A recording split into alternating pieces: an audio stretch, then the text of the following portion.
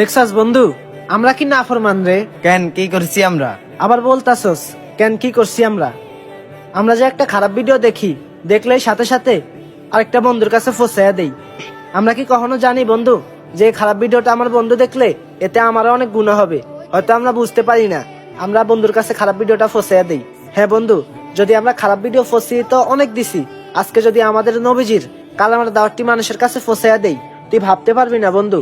এখন তো কিছুক্ষণ পরে তো ঘুমিয়ে যাবি, ঘুমানোর আগে যদি রসুলের কালামার দাওয়াতটি অন্য আরেকজনের কাছে ফসাইয়া দেস, তুই যতক্ষণ ঘুমাবি ইনশাল্লাহ ফেরেশতারা তোর আমল নামায় সব লিখতে লিখতে ক্লান্ত হয়ে যাবে ইনশাল্লাহ। তারপরেও লিখবে, যতক্ষণ পর্যন্ত ঘুমাবি ততক্ষণ পর্যন্ত তোর আমল নামায় সব উঠতেই থাকবে।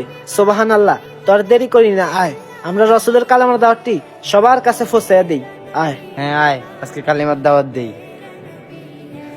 লা ইলাহা ইল্লাল্লাহু মুহাম্মাদুর রাসূলুল্লাহ সাল্লাল্লাহু আলাইহি ওয়াসাল্লাম।